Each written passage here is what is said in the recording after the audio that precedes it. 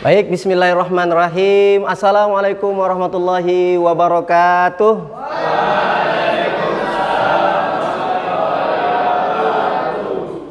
Nggak semangat kayak ini. Udah jam ini les terakhir ya. Mulai dari les pertama tadi kan, les kedua nih yang terakhir sama saya ya. Saya maunya les terakhir ini semangat semuanya ini. Ya. Coba tes dulu lah, cek sound dulu. Apa kabar semuanya? Luar biasa. Mantap. Alhamdulillah gitulah, mantap ya kan? Ya, alhamdulillahirabbil alamin wassalatu wassalamu ala asyrofil anbiya'i wal mursalin wa ala alihi wa sahbihi ajmain. Rabbi shrah li sadri wa yassir li amri wahlul 'uqdatam min lisani yafqahu qawli amma ba'd. Alhamdulillah hari ini kita berjumpa kembali bersama saya Muhammad Yusuf Siregar. Kita minggu lalu itu membahas tentang rekrutmen dan penerimaan sumber daya manusia. Tapi sebelum itu saya ingin mengabsen terlebih dahulu untuk memastikan kita semua dalam keadaan siap. Coba dulu yang belakang boleh ke depan, ini bangku yang depan ini kosong. Boleh ke depan yang belakang? Ya. Oke, terima kasih. Saya absen dulu ya. Salsabila Az-Zahra. Iya. Anissa Mahlian. Iya. Afriza. Jihan. Latifatun. Nggak hadir? Layak hadir ya? Nah, okay. Fadilah apa nih? Fadlin Syah. Ada? Oke. Fazri. Ahmad. Oke, hadir semua ya.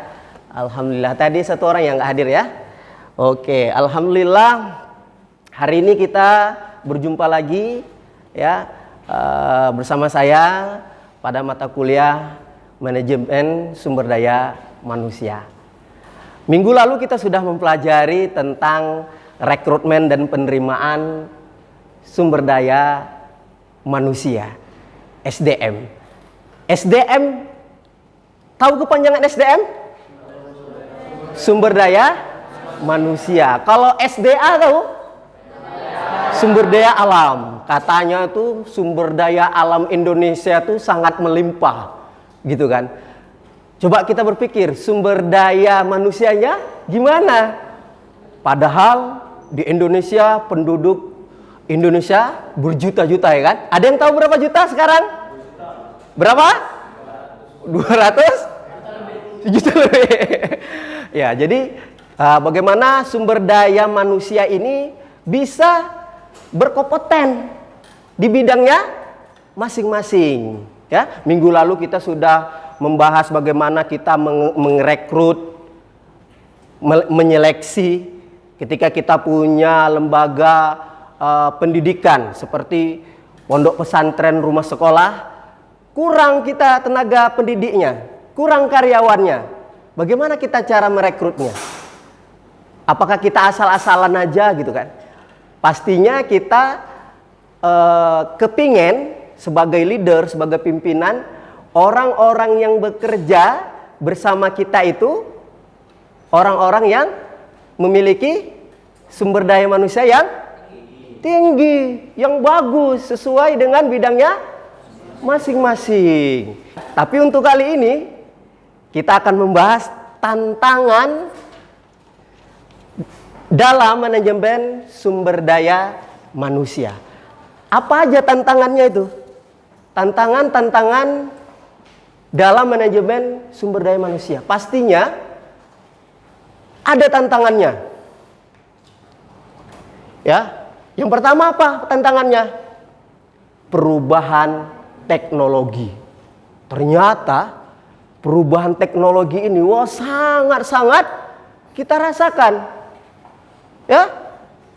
Inilah tantangannya bagi dia guru. Bagaimana dia bisa menjadi guru yang tidak tertinggal zaman. Apa solusinya? Solusinya ketika kita menjadi guru, apa yang harus kita lakukan? Ada yang tahu apa yang harus dilakukan? Salah satunya itu adalah ada yang tahu? Kuliah lagi, betul. Ada lagi? Mengikuti pelatihan. Wow, luar biasa. Beri aplaus dulu buat kakak. Sana, betul. Iya. Mengikuti pelatihan, mengikuti workshop, ya. Ada lagi mengikuti kajian-kajian, seminar-seminar. Untuk apa? Untuk mendongkrak, untuk menyetarakan, untuk supaya kita itu tidak tertinggal. Tidak, kalau bahasa dulunya gaptek katanya. Gagap teknologi. Apalagi keragaman budaya dalam tim kerjasama. Apa solusinya? Kebijakan SDM yang fleksibel dan inklusif. Mulai hari sekarang kita sudah mempelajari tantangan-tantangan manajemen sumber daya manusia ini. Mulai sekarang kita hapus itu. Ya, tidak boleh kita menghina, tidak boleh kita merendahkan orang lain. Itu bisa mencelakakan diri kita.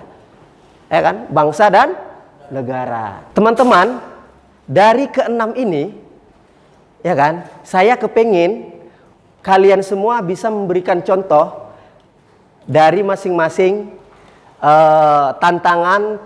tantangan dalam manajemen sumber daya manusia. Oleh karenanya saya ingin membagi kelompok 1, 2, dan 3.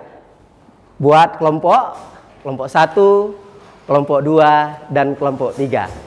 Kelompok 1, coba kamu pikirkan apa-apa aja yang kamu ketahui tentang perubahan teknologi. Apa contohnya dan berikan solusinya. Kelompok 1. Kelompok 2, globalisasi. Berikan apa contohnya dan apa solusinya. Boleh dia itu di lembaga pendidikan lebih bagus, tapi dia kalau mau di perusahaan juga boleh. Karena untuk MPI ini, ya kan, nggak mesti dia mengajar menjadi kepala sekolah aja. Kalau dia mau jadi direktur, mau jadi pengusaha, ilmu-ilmu yang kita dapat di MPI ini bisa kita tularkan di perusahaan-perusahaan kita nantinya.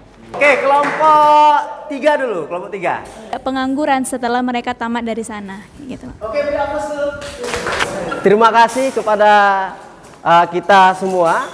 Kesimpulan yang bisa kita ambil ya, tantangan dalam manajemen sumber daya manusia akan terus berkembang seiring perubahan zaman dan teknologi yang kita rasakan pada saat ini ya.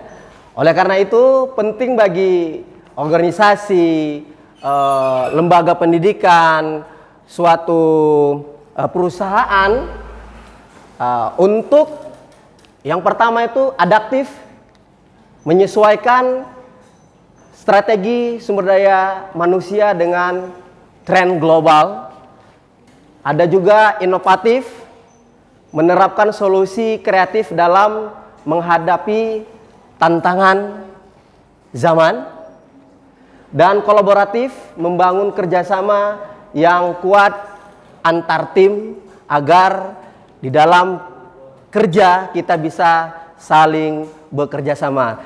Mungkin itu saja yang bisa saya sampaikan. Mudah-mudahan kita diberikan Allah kesehatan untuk bisa terus belajar, menimba ilmu.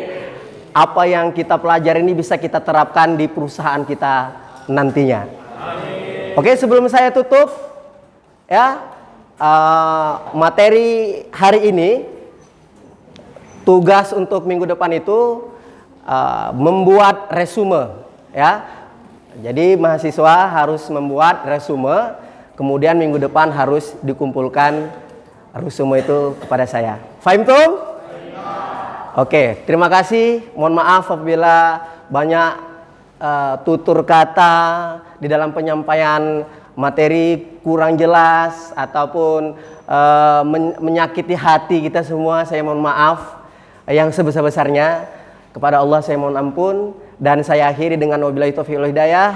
Wassalamualaikum warahmatullahi wabarakatuh.